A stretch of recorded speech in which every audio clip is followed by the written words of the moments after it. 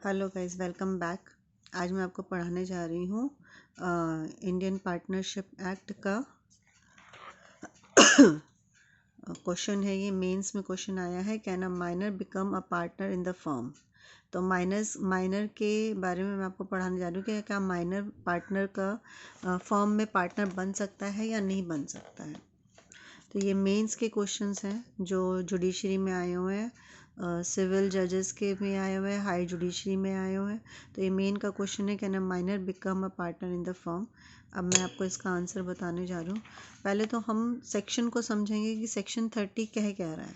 Section 30 बता रहा है, the minor admit to the benefit of the partnership.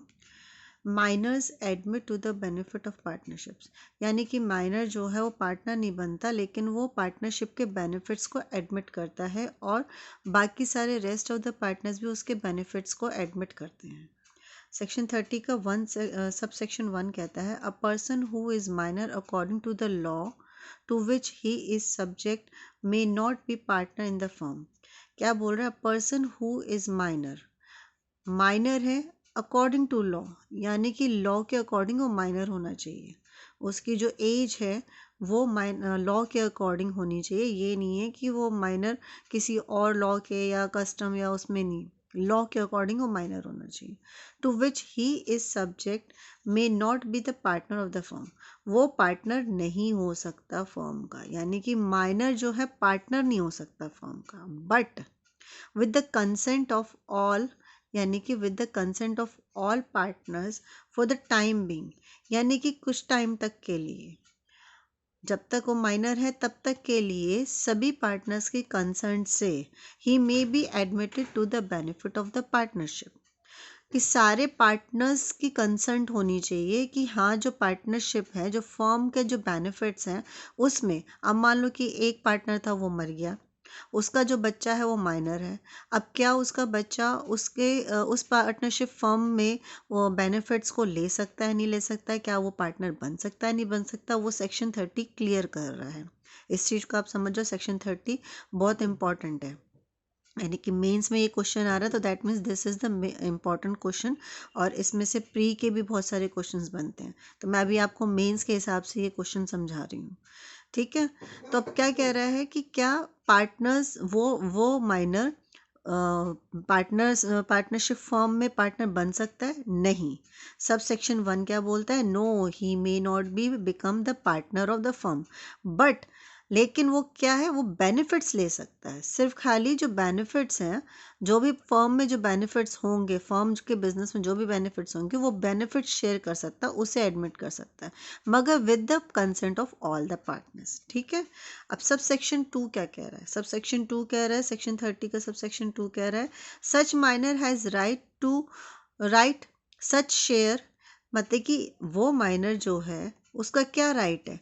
To such share of the property, सिर्फ खाली उस प्रॉपर्टी का share, and of the profit, और उस प्रॉफिट का वो कहते हैं राइट रखता है, for the firm of the firm as may be agreed, यानी कि जो सबके कंसर्न से एग्री होंगे, यानी कि सारे पार्टनर्स की जो सब सेक्शन 1 के अकॉर्डिंग सभी पार्टनर्स की कंसेंट होनी चाहिए, उनका एग्रीड होना चाहिए, वहाँ पे सबका एग्रीमेंट होना चाहिए, सब एग्रीड होने चाहिए कि हाँ, इस पर्टिकुलर शेयर और इस पर्टिकुलर प्रॉफिट के लिए माइनर के राइट्स हैं, and he may have access, और उसके बाद उसका क्या राइट है कि वो एक्सेस कर सकता है अपने राइट को। कहाँ पे, कहाँ एक्सेस कर सकता है?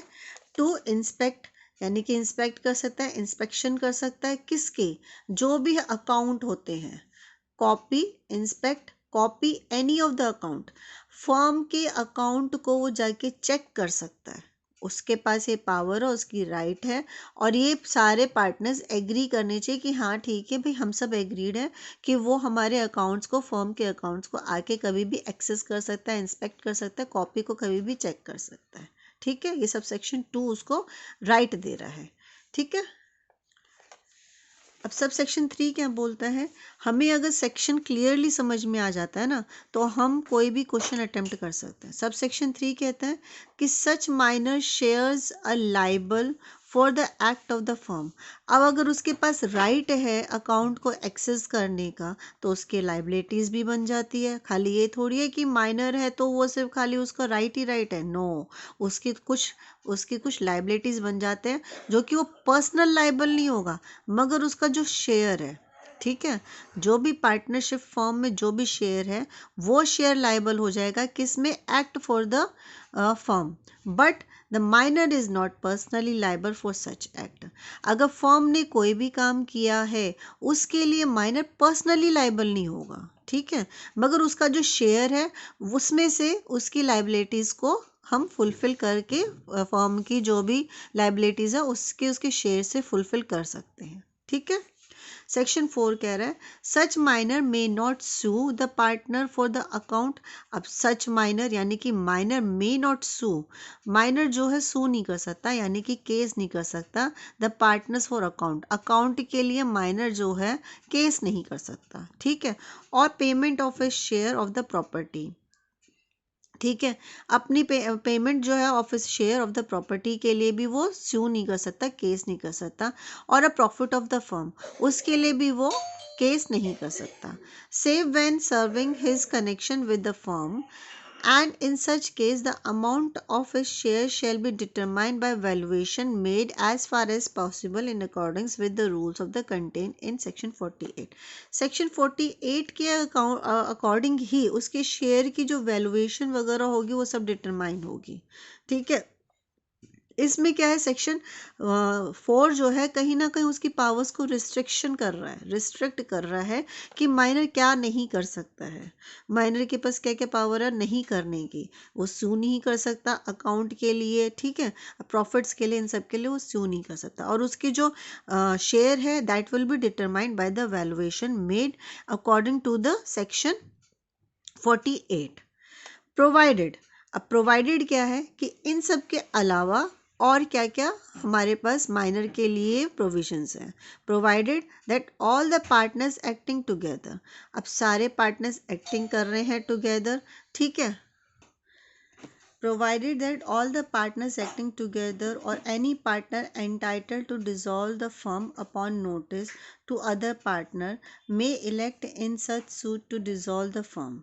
Thereupon the court shall proceed with the suit as one for the dissolution and for settling down the accounts between the partners, and the amount of the share of the minor shall be determined along with the share of the partners।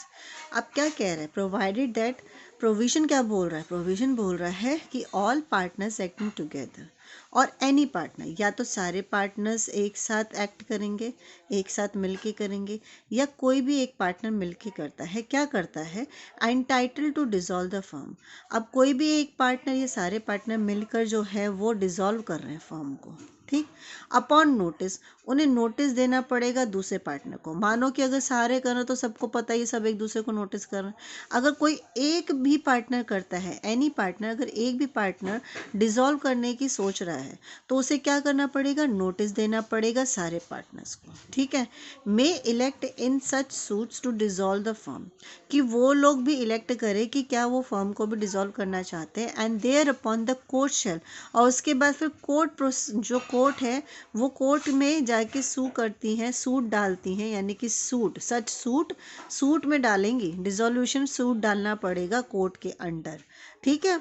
अब कोई भी partner डाल सकता है, ये सारे partner मिलकर notice देने के बाद, सब एक दूसरे को नोटिस देने के बाद कोर्ट में सूट डालते हैं, केस डालते हैं, ठीक है। यहाँ तक समझ में आ गया, यानी कि सारे पार्टनर्स मिलके कर रहे हैं या कोई एक भी पार्टनर, सब ने एक दूसरे को नोटिस दिया कि भाई हम कोर्ट जा रहे हैं फर्म को डिसॉल्व करने के लिए, राइट। अब यहाँ पे क्या होता है, नेक्स्ट स्टेप क्या है, देयर अपॉन द कोर्ट। उसके बाद अब thereupon the court, thereupon यानी कि उसके बाद कोर्ट क्या करेगी, court shall proceed with suit. अब कोर्ट जो है उस, जब केस डल गया तो केस के अकॉर्डिंग प्रोसीड करेगी ना कोर्ट, हाँ, एज वन फॉर डिसोल्यूशन, और settling account between the partners. या तो वो उस पर डिसाइड करेगी कि कोर्ट डिसाइड करेगी कि मैं फर्म को डिसॉल्व कर देती हूँ, या कोर्ट डिसाइड करेगी चलो भैया मैं ये अकाउंट को सेटल कर देती हूँ बिटवीन द पार्टनर्स। जो भी अकाउंट हैं, जो भी उनके बेनिफिट्स हुए हैं, जो भी शेयर है, जो भी फर्म ने जो बेनिफिट्स किए, जो बिजनेस करा है, और उस बेनिफिट के अकॉर्डिंग जो है उनके बीच में अकाउंट्स को जो है डिस्ट्रीब्यूट कर देना, सेटल कर देना पार्टनर्स के बीच में। And the amount of the share, और साथ में जो माइनर का भी जो अकाउंट है उसका जो शेयर है उसको भी सेटल करेंगी। Shall be determined along with the share of the partners. समझ में आ गया? प्रोविजन क्या बोल रहा है कि अगर जो है ये सारी चीज़ें होती है तो फिर कोई भी एक पार्टनर अगर केस डालने के लिए जा रहा है, फर्म को डिसॉल्व करने के लिए जा रहा है, तो कोर्ट पहले क्या करेगी कि या तो डिसॉल्व करेगी या फिर जो भी अकाउंट है, जो भी बेनिफिट्स हैं उसको सेटल करेगी, उसको डिस्ट्रीब्यूट करेगी with the share of the minor. Minor के भी जो राइट्स हैं, माइनर के भी जो अकाउंट में जो शेयर है वो उसको डिटरमाइन करके उसको उसका बेनिफिट्स देगी। ठीक है? तो माइनर कोर्ट भी माइनर के बेनिफिट्स का ध्यान रखती है। अब सब सेक्शन 5 क्या कहता है? सब सेक्शन 5 कहता है at any time with in 6 months of his attending the majority. Section 5 कह रहा है at any time with in the 6 month of his attending the majority. अब यहाँ पर बहुत बड़ी माइनर के लिए रिस्पॉन्सिबिलिटी है। माइनर की रिस्पॉन्सिबिलिटी है सेक्शन 5 में। ठीक है?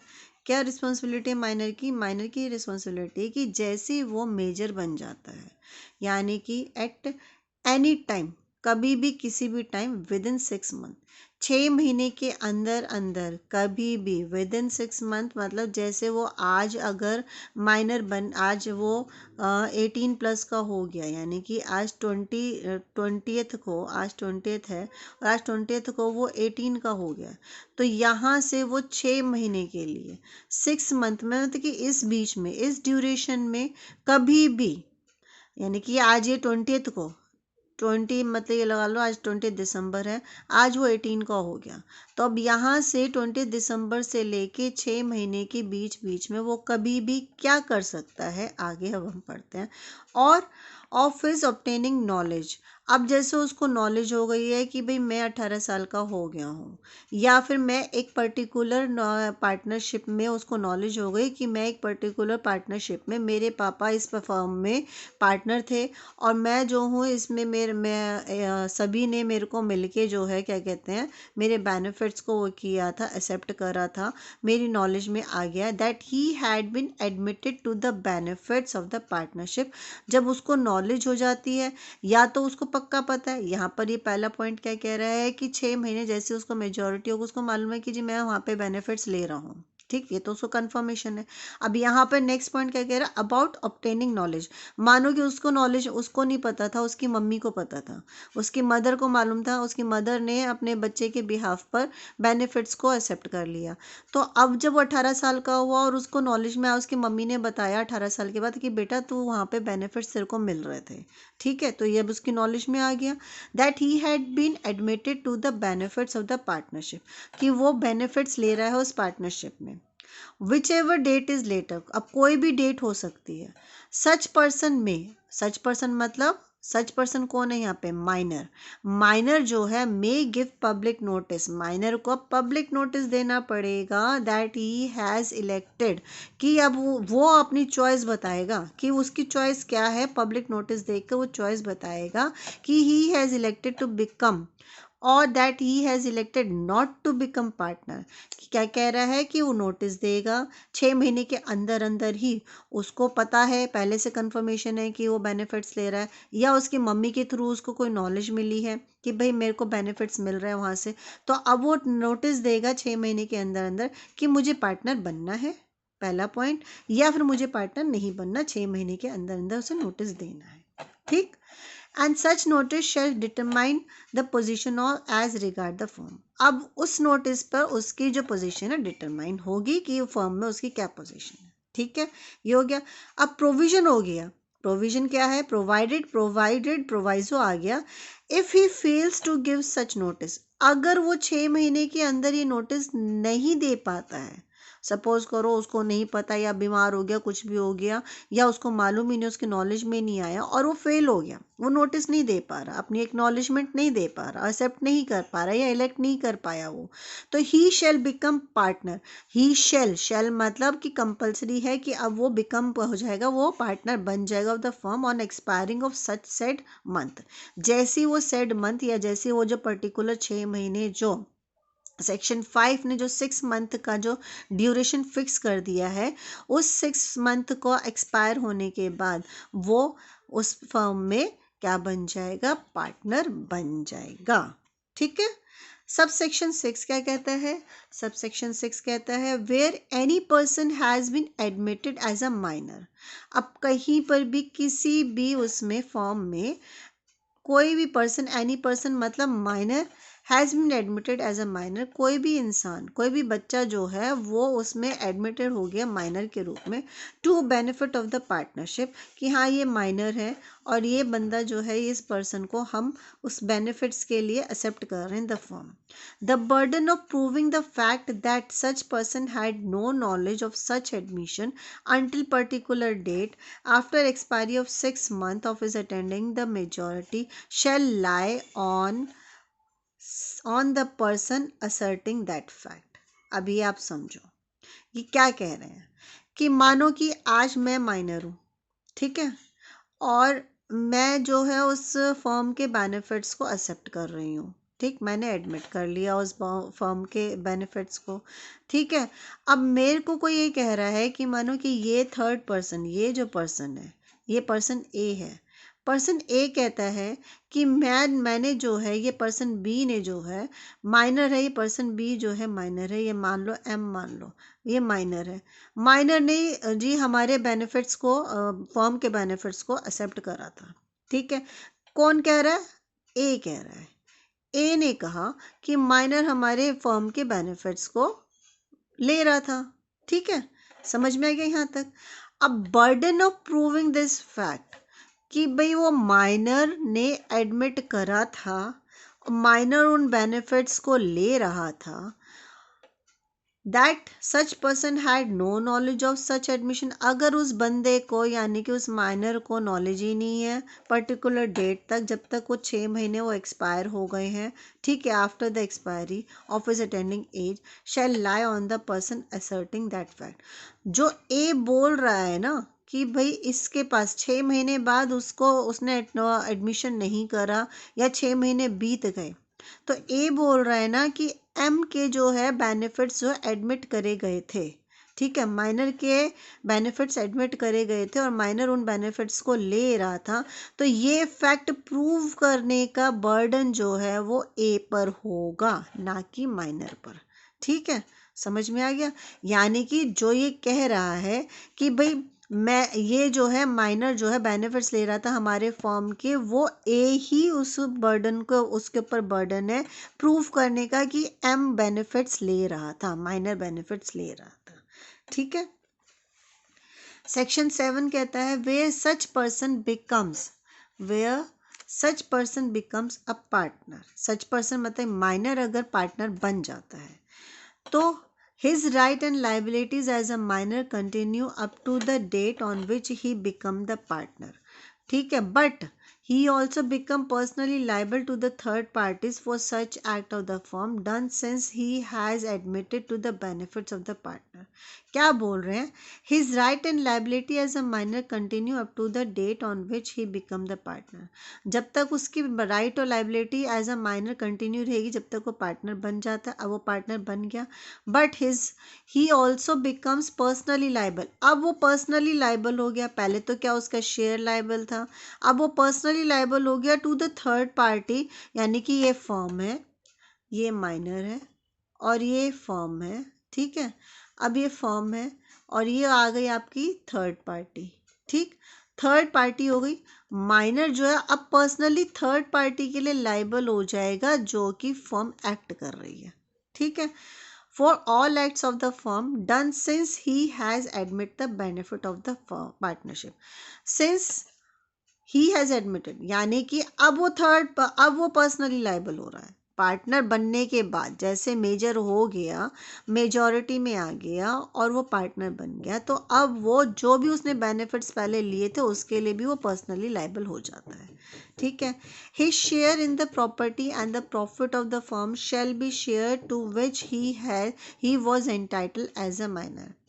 His share in the property and the profit, जो उसका शेयर था प्रॉपर्टी और प्रॉफिट में फर्म की, shall be the share to which, वो उसका शेयर रहेगा to which he was entitled as a minor, उसका शेयर वैसा ही रहेगा जैसे कि वो माइनर के रूप में उसने उसे एक्सेप्ट कर रहा था। where such person elects not to become, अब ये तो हो गया जब वो पार्टनर बन जाता है, यानी कि पार्टनर बन गया, पार्टनर बनने के बाद जो भी रिस्पॉन्सिबिलिटी थी अब वो पर्सनली लायबल होगा। ठीक है। और उसका जो शेयर होगा जितना वो एंटाइटल था एज अ माइनर, उतने ही प्रॉफिट और उतने ही प्रॉपर्टी का शेयर का वो एंटाइटल है।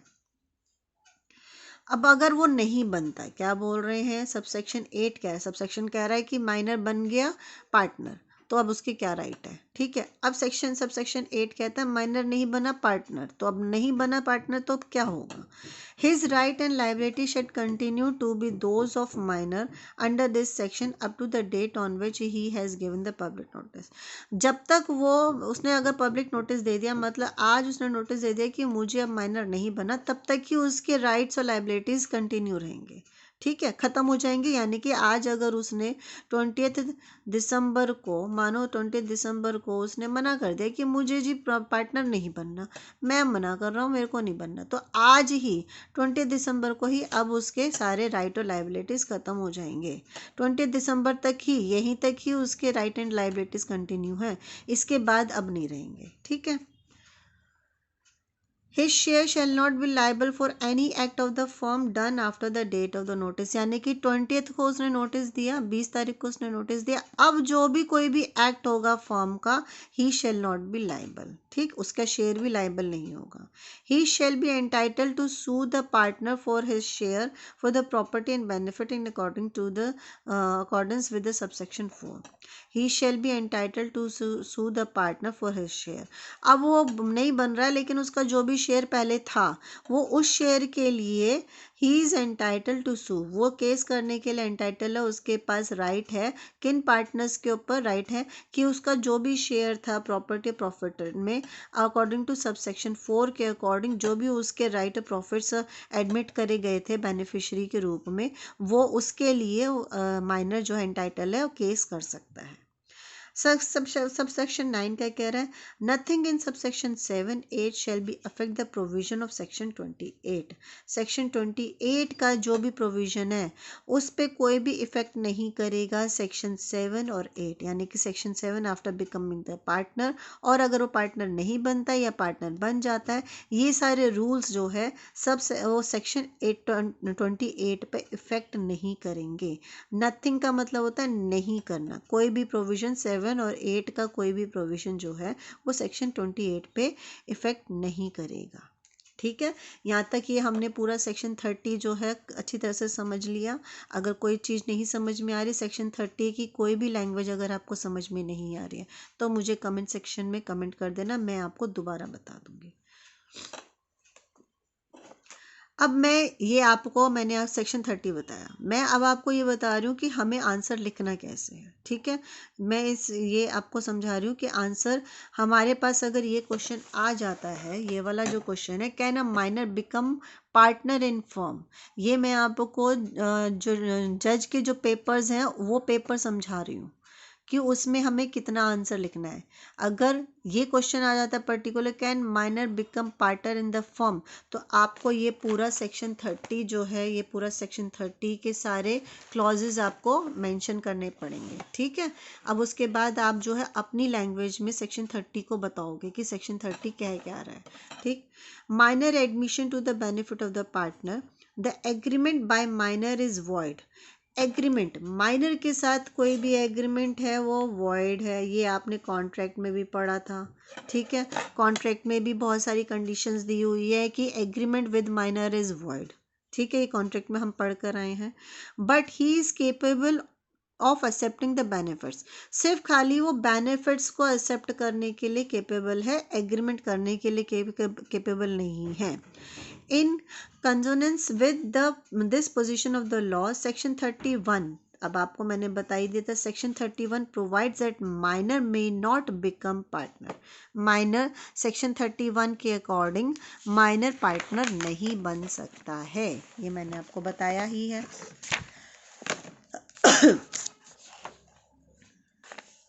इन the form but with the consent of all partners for the time being, यानी कि with the consent of all the partners, partners के कंसर्न से, फॉर द टाइम बीइंग का मतलब यहाँ पर होता है जब तक वो माइनर है, ठीक है। He may be admitted to the benefit of the partnership, वो सिर्फ खाली बेनिफिट्स एडमिट कर सकता है, माइनर सिर्फ बेनिफिट एडमिट कर सकता है जब तक वो माइनर है, तब तक ही, और with the consent of partner.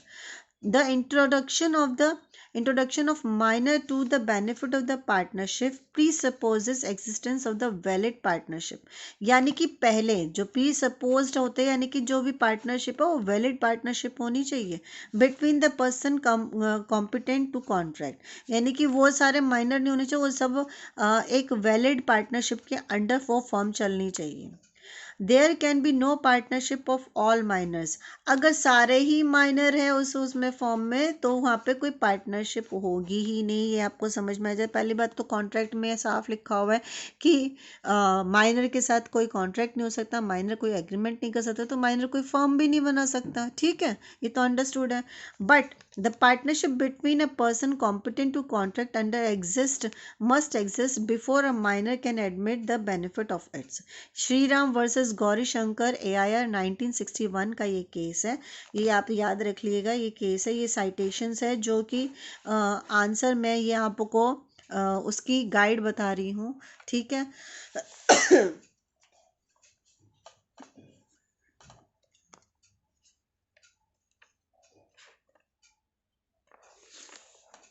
ये आंसर है, सिविल जज का पेपर है उसमें ये दिया हुआ है, ठीक। और मैं आपको इसके नोट्स भी बना के दे दूंगी कि आप इसमें कौन कौन सा इंपॉर्टेंट, क्योंकि ये आंसर मुझे इसी में इंपॉर्टेंट लगा कि इसमें हमें नोट्स देना है, छोटे शॉर्ट नोट्स में हमें बताना है, और ये इतना ही बहुत है। अगर हमें कोई बड़ा क्वेश्चन भी पूछा जाता है इसमें, तो हमें उसमें भी बहुत है इतना आंसर देने के लिए। जो ये क्वेश्चन है ना कि ये क्या कहते हैं, ये वाला can a minor become a partner in the firm, इसमें हमें इतना इतना बड़ा ही आंसर देने की ज़रूरत है और एक साइटेशन देने की ज़रूरत है, ठीक है guys.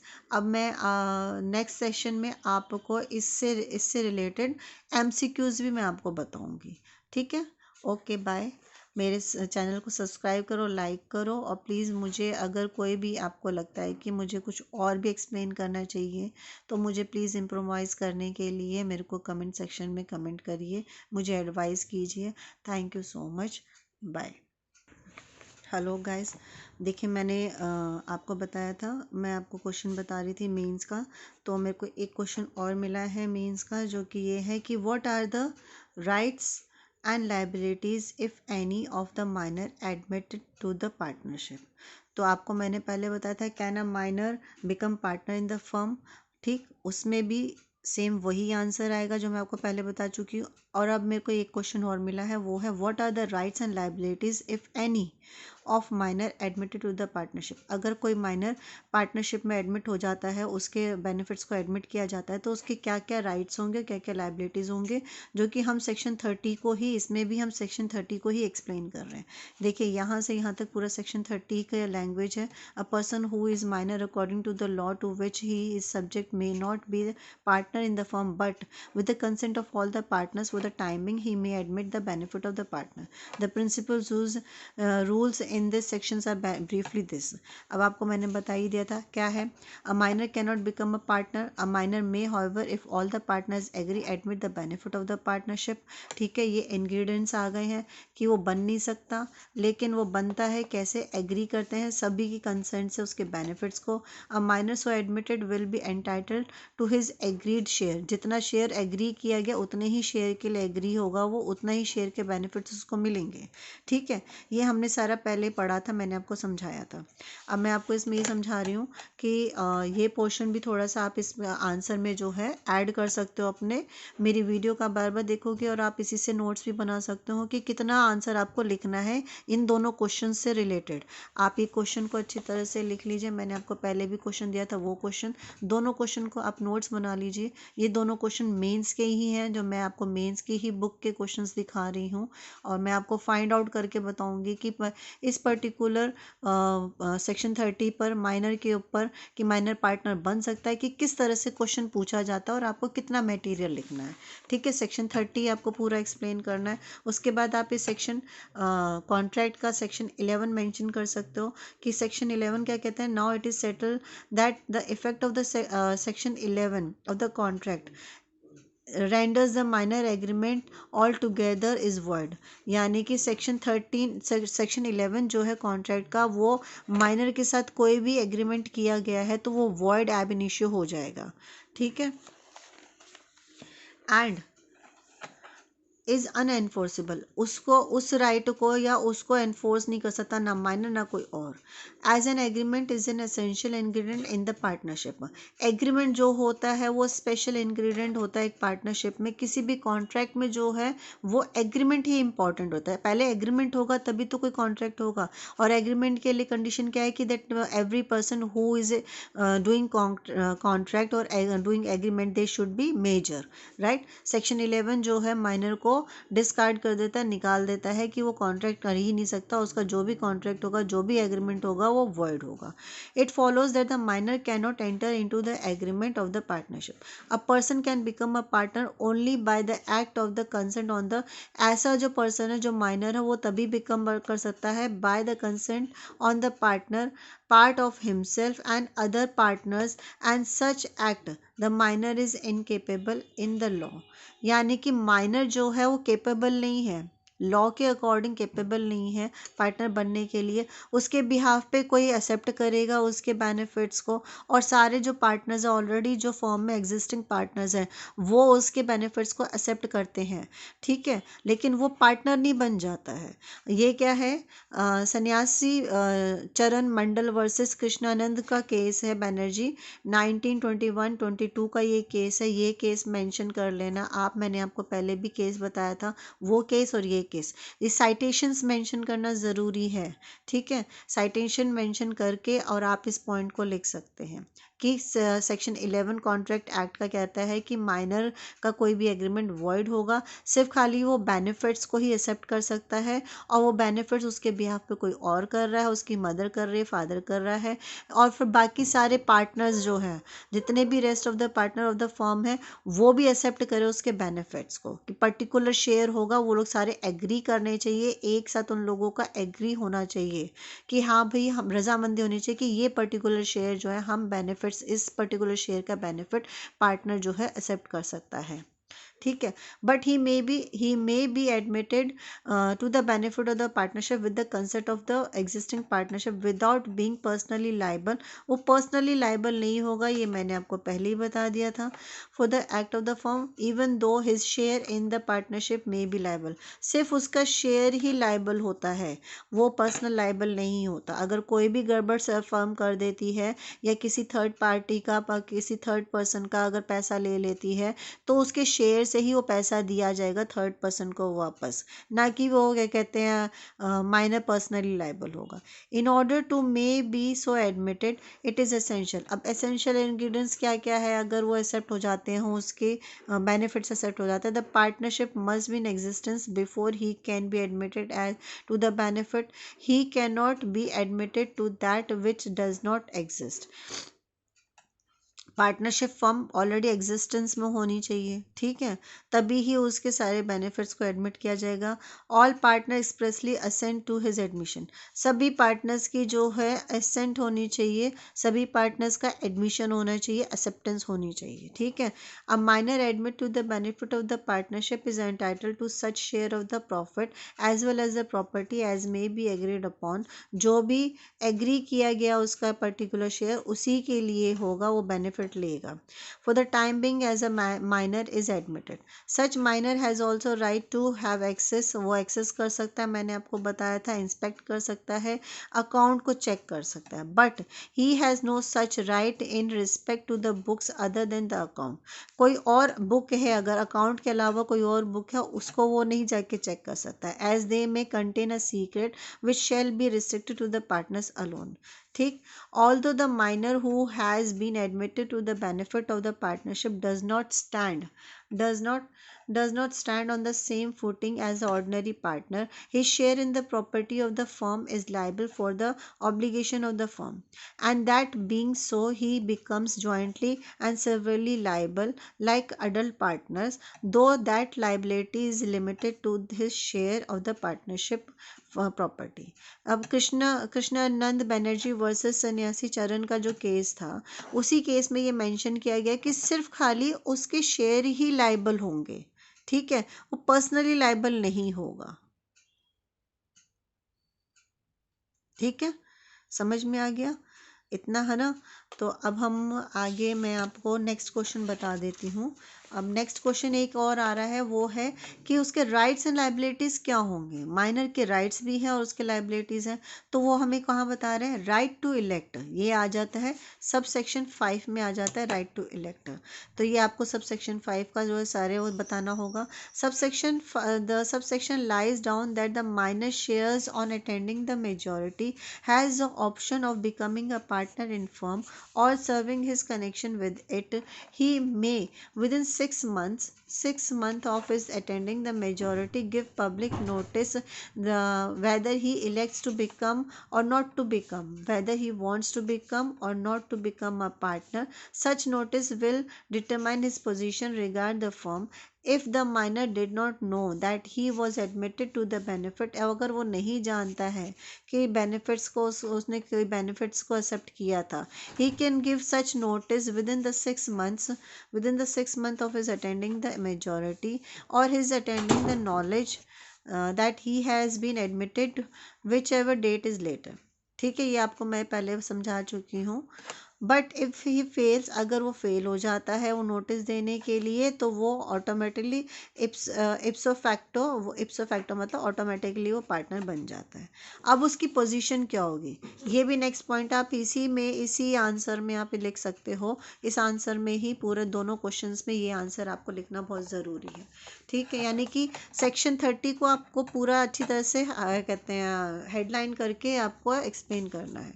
His position when he becomes a partner, वो सबसेक्शन 7 बता रहा है कि वो पार्टनर बन जाता था, उसकी पोजीशन क्या होगी। This subsection deals with the liabilities of such minor after he become minor partner either by his own election और बाय फेलियर। अगर वो फेल हो जाता है तब भी ऑटोमेटिकली वो बन जाएगा या खुद इलेक्ट कर देता है। ठीक है, subsection deals with the liabilities. अब आ गई when a minor share becomes a partner, अगर वो पार्टनर बन जाता है, माइनर बन जाता है, he becomes personally liable, वो पर्सनली लाइबल हो जाता है थर्ड पार्टी के लिए, जैसे बाकी सारे पार्टनर्स पर्सनली लाइबल है as a minor for his obligation since he has admitted to the benefit of the partner. जब से उसने वो एडमिटेड करा है तो वो पर्सनली लाइबल हो जाता है।